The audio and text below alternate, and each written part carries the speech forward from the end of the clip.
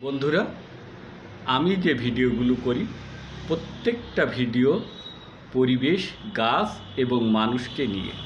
আমার এই ভিডিওগুলো যদি আপনারা দেখেন তাহলে পরিবেশ, গাছ এবং ঔষধি গুণ সম্পন্ন উদ্ভিদ সম্পর্কে জানতে পারবেন এবং কোন ঔষধি উদ্ভিদ খেলে আপনি সুস্থ থাকতে পারবেন সেই ব্যাপারে বিস্তারিত জানতে পারবেন।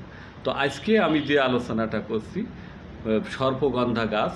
সর্পগন্ধা আমাদের দেশের সবখানে পাওয়া যায়।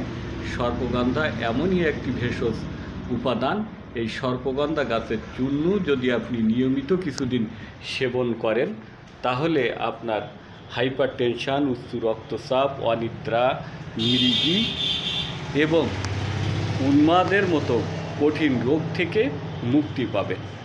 আর যারা এই ধরনের সর্পগন্ধা নামক ভেষজটা পাচ্ছেন না, তারা আমাদের এই ওষুধটা সেবন করতে পারেন।